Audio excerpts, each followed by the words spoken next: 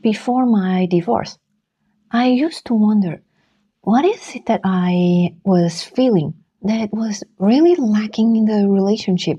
And I couldn't really, for a long time, I couldn't really pinpoint what was the problem.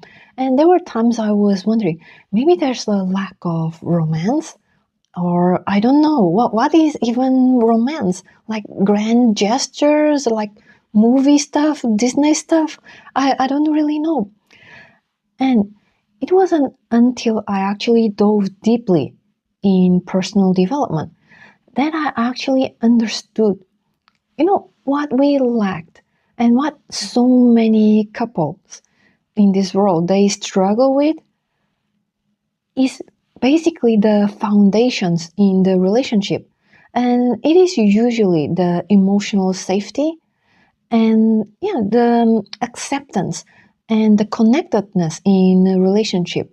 However, the problem is that many of us, especially in today's society, we grow up with no real role models that can show us how healthy marriage actually looks like. Because the previous generations, like many people, they stay in marriages not necessarily because it has been working for them, but because they simply didn't have so much choices that we have today without so many repercussions and consequences in their lives. So, what I actually learned after diving deeply in personal development and also having in my next relationship after my divorce, like the person actually showing me about masculine and feminine polarity. It was after me realizing about it and then me actually learning, okay, what does it actually look like, and the feminine inner work, what does it really mean to reconnect with our feminine essence.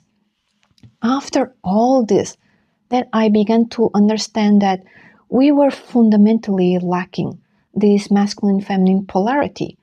And then we didn't understand enough where each of us come from, what our needs and desires truly were.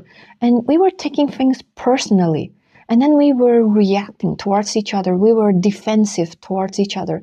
And then we couldn't have this emotional safe space to express what we really need and desire. And we don't even understand often what were our real needs and desires. So if there is one thing that I recommend for couples is to understand more about the masculine and feminine polarity.